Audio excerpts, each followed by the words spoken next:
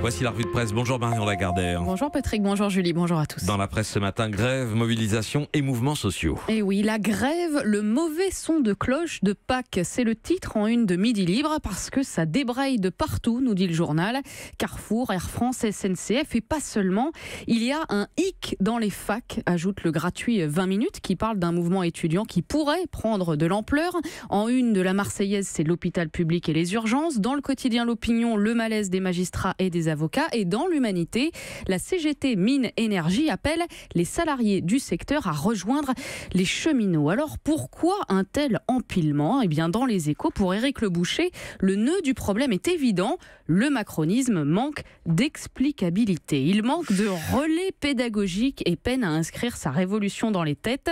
Le pragmatisme et la complexité sont difficiles à vendre à l'opinion, conclut Éric Le Boucher. Il manque à Emmanuel Macron la manière de rendre son idéal compréhensible. Alors tous ces mouvements, ce serait le fruit d'un défaut d'explicabilité. Cheminots, étudiants, personnel hospitalier, magistrats, avocats, tout ça aurait besoin de pédagogie ou peut-être qu'au contraire, ce sont les mécontents qui ont un problème d'explicabilité vis-à-vis de l'exécutif et de l'opinion. C'est en tout cas l'analyse de l'hebdo Politis qui titre « Mouvement social, gagner la bataille de l'opinion. Le succès du printemps social se jouera sur le terrain des idées », écrit le magazine, et dans la capacité du mouvement syndical à convaincre de la dimension collective de son combat. Voilà un souci partagé de forme pour un vrai sujet de fond et deux visions divergentes de la société. Ouais, expliquabilité, je mets 8 sur 20 au concept.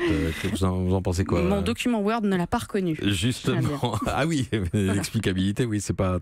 Alors justement, Libération, ce matin, Marion interroge notre société, nos comportements et notre notation. Oui, je note, tu notes et nous trinquons. Dossier sur les systèmes de notation par les consommateurs des services qu'ils utilisent. De plus en plus d'entreprises, écrit le journal, utilisent des questionnaires de satisfaction remplis par les clients pour manager leurs salariés.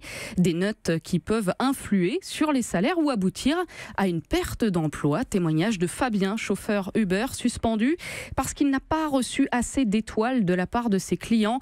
4 sur 5 en moyenne, alors qu'Uber exige une note minimale de 4,5. Même épée de Damoclès pour les livreurs de Deliveroo, pour les vendeurs des concessions Citroën ou des magasins Picard. Des petites étoiles à grand impact. C'est d'elle que dépend une prime ou à l'inverse un blâme pour le salarié. Et à lire Libération, eh bien, on comprend que ce phénomène n'est pas prêt de s'arrêter. Non seulement les entreprises y voient un outil managérial efficace, mais force est de constater que les utilisateurs aiment mettre des notes. Alors, que nous dit cette frénésie d'évaluation ? Eh bien, elle parle de notre temps, résume le philosophe Roger-Paul Droit. Elle parle des relations entre nous, de nos rapports sociaux. Condamner les notes serait ainsi inutile. En revanche, il est possible de ne pas être dupe du monde simplifié et infantilisé qu'elle propose, dit-il. En conclusion, on ne met pas de notes à la vie.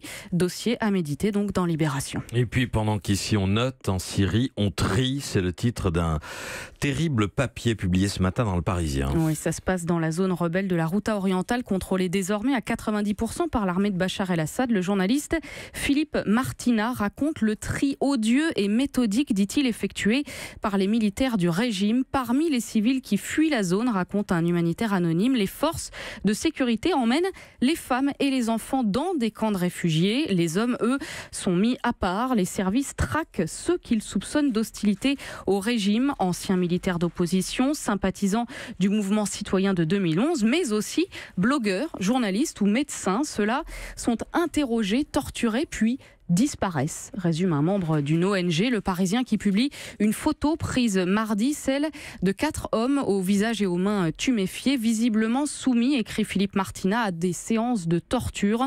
Le sort de la Ghouta, donc, que l'on retrouve aussi en une de La Croix avec ce titre, Syrie, la guerre sans fin, témoignage de civils fuyant les combats comme Nivin Otari, 39 ans.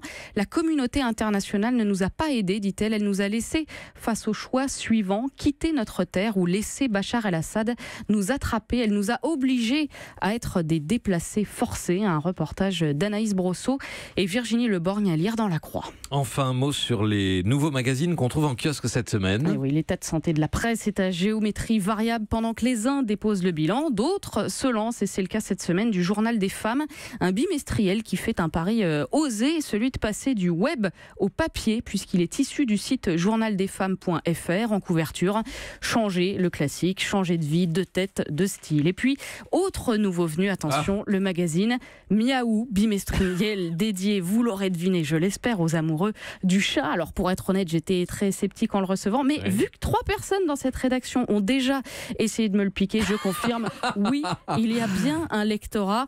Enfin, l'hebdomadaire Vraiment, où là aussi on parle phénomène de société et proximité. En couverture, pourquoi la voiture nous rend fous, mais surtout en page 30, enquête Patrick sur les poules de jardin. L'idée fait sourire, reconnaît Bartholomé Simon, mais les Français sont de plus en plus nombreux à adopter un couple pour réduire leurs déchets organiques.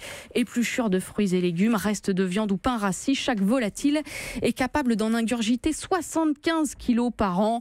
C'est bucolique, ça ravit les enfants, mais note le magazine, ça reste une paille dans le système de traitement des déchets. Les épluchures ne représentent que 7% de ce que l'on jette, autrement dit pas grand-chose par rapport au vrai défi, la multiplication des emballages, notamment plastiques, d'autant que les poules ne font pas d'œufs tout de suite, prévient le journal.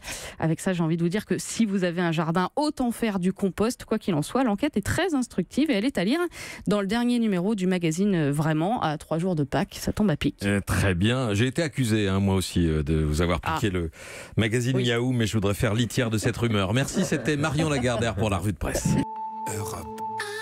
Europe 1.